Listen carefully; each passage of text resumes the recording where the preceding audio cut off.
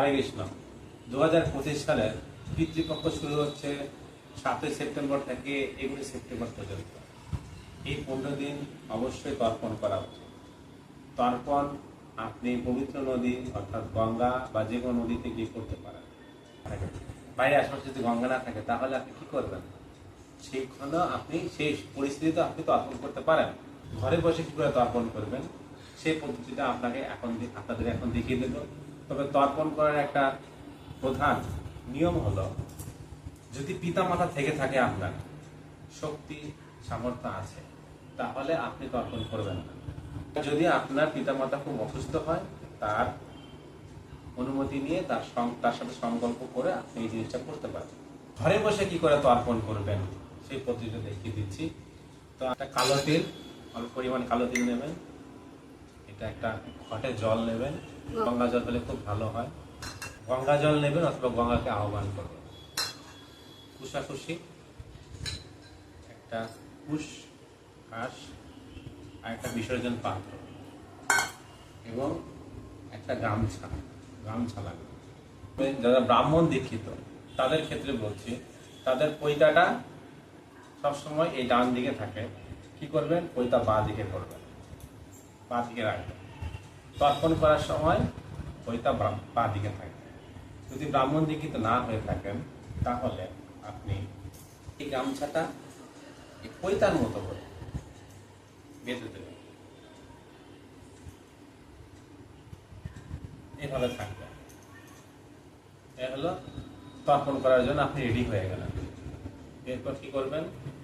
এই কুশাসন, কুশ ঘাসটা হাতে নেবেন, হাত জড় করবেন, ধ্যান করতে হবে এবং তাদের আহ্বান করতে হবে। মানে আপনার পিতা মাতা যারা দেহ রেখেছে, আপনার ঠাকুমা ঠাকুর দাদা, তাদের আগে যারা আছেন পিতা মাতা, তাদের যদি আপনি মনে রাখতে পারেন তাদের ধ্যান করবেন এবং তাদেরকে আহ্বান করবেন। মন্ত্রটা কি আমি বলে দিচ্ছি। ও আগচ্ছন্দ মেপিত্রী এব বহন্ত জলঞ্জলি। এই মন্ত্রের অর্থ হলো যে, হে পূর্বপুরুষগণ, দয়া করে জল দান গ্রহণ করো। এরপর মন্ত্র বলবেন। সেই মন্ত্র হলো, চিরঞ্জীবী যাদের আছেন তাদের উদ্দেশ্যে একটা মন্ত্র বলতে হবে। সেই মন্ত্রটা কি?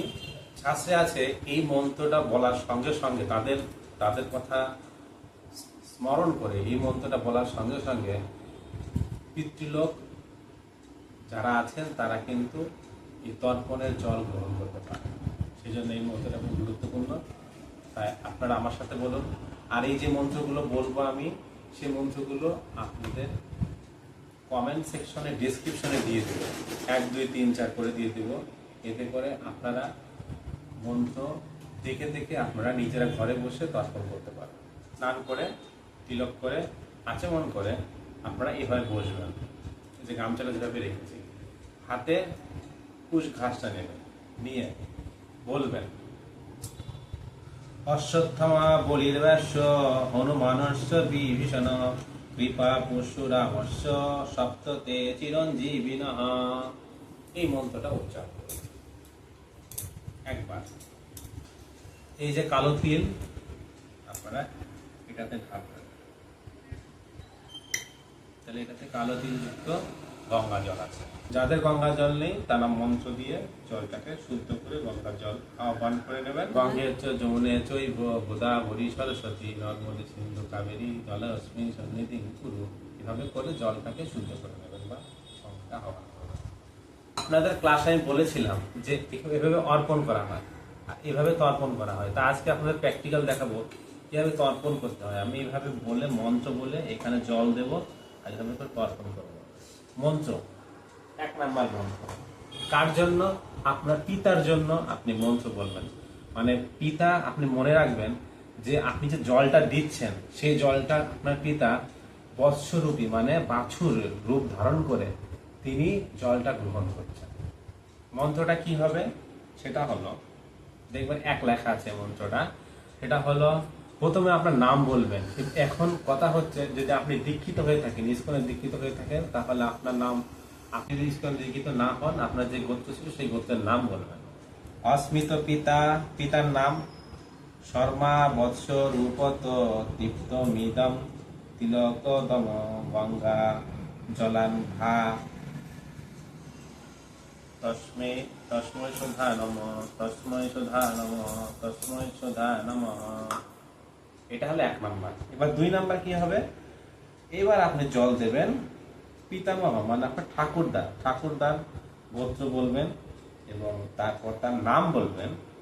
কিরকম, অস্মিত পিতামহ ঠাকুরদার নাম, শর্মা বৎস রূপত তৃপ্ত মিদম তিল পদম গঙ্গা জলান ভা তস্মৈ সুধা নমঃ তস্মৈ সুধা নমঃ তস্মৈ সুধা নমঃ। এইবার আপনি 3 নম্বরে দেখুন আপনার মা গোত্র বলবেন, তারপর অসমান মাতা, এখানে একটু চেঞ্জ আছে, অসমান মাতা মায়ের নাম বলবেন, দেবী বৎস রূপত তৃপ্ত মিদম তিলকদম গঙ্গা জলান্ভা তস্মৈ সুধা নমঃ তস্মৈ সুধা নমঃ তস্মৈ সুধা নমঃ। এলো মা হয়ে গেল। এবার আপনার ঠাকুমা গোত্র বলবেন, তারপর অসমান পিতামহী ঠাকুমার নাম বলে, দেবী বৎস রূপত তৃপ্তমিদম তিলকদম গঙ্গা জলান্ভা তস্মৈ সুধা নমঃ তস্মৈ সুধা নমঃ তস্মৈ সুধা নমঃ। এরপর আমরা এগুলো যে করলাম, এই যে বিসর্জন পাত্রে আমরা জলটা দিলাম, সেই বিসর্জন পাত্রের জলটা আপনারা যেখানে 1 নম্বর হতে পারে সব থেকে ভালো, দূরে কোথাও পবিত্র নদী আছে সেখানে প্রবাহিত করতে পারেন, অথবা আপনি এই বিসর্জন পাত্রে এই জলটা আপনি আপনার যেখানে ভগবানের বাসন পরিষ্কার করেন ধৌত করেন সেখানে জলটা সিঙ্কে ঢেলে দেবেন, কিন্তু এটো বাসন বা ডাস্টবিনে কোথাও ফেলবেন না, কাছে গোড়াতে দিতে পারেন। তো এরপর এগুলো করার পরে কোনো ভুল হতে পারে, মন্ত্র উচ্চারণ হতে ভুল হতে পারে বা ক্রিয়াপান ভুল হতে পারে, সেই জন্য ভগবানের কাছে প্রার্থনা করবেন এবং বলবেন, পিতৃপুরুষ এবং ভগবানের কে স্মরণ করে বলবেন, আমি যে তর্পণ ক্রিয়া করলাম যদি কোনো ভুল হয়ে থাকে তাহলে আপনারা আমাকে ক্ষমা করবেন এবং বলবেন, জয় শ্রীকৃষ্ণ চৈতন্য প্রভু নিত্যানন্দ শ্রী অদ্বৈত গদাধর শিবাচার্য গৌরভক্ত হরে কৃষ্ণ কৃষ্ণ কৃষ্ণ হরে হরে হরে রাম রাম রাম হরে হরে। এভাবে মন্ত্র উচ্চারণ করে তাদের কাছে ক্ষমা ভিক্ষা করে এখানে শেষ করবেন। প্রতিদিন 15 দিন করবেন। সব থেকে ভালো হয় একদিন কমপক্ষে, অনেকে মহালয়ার দিনে গঙ্গার তীরে গিয়ে বা নদীর তীরে গিয়ে এটা করেন, একদিন ব্রাহ্মণকে দিয়ে করাবেন। আর অন্য অন্য দিনগুলোতে আপনি নিজে এইভাবে ঘরে বসে করতে পারেন। এরকম হতে পারে এই বিসর্জন পাত্রের জলটা এক জায়গায় আপনি প্রতিদিনের জলটা রাখলেন, যেদিন আপনি ব্রাহ্মণকে দিতে যাবেন সেই দিন আপনি গঙ্গাতে ভাসিয়ে দিলেন, হাত পরিষ্কার করে তারপরে ব্রাহ্মণকে নিয়ে তর্পণটা করলেন। তাহলে আপনার এই যে 15 দিন যে তর্পণ করলেন, তর্পণের যে করলেন জল দান করলেন, এই জল দানটা আপনার পুরোপুরি যদি স্বর্গে গিয়ে থাকে তাহলে সেখানে কি পাবে, অমৃত পাবে।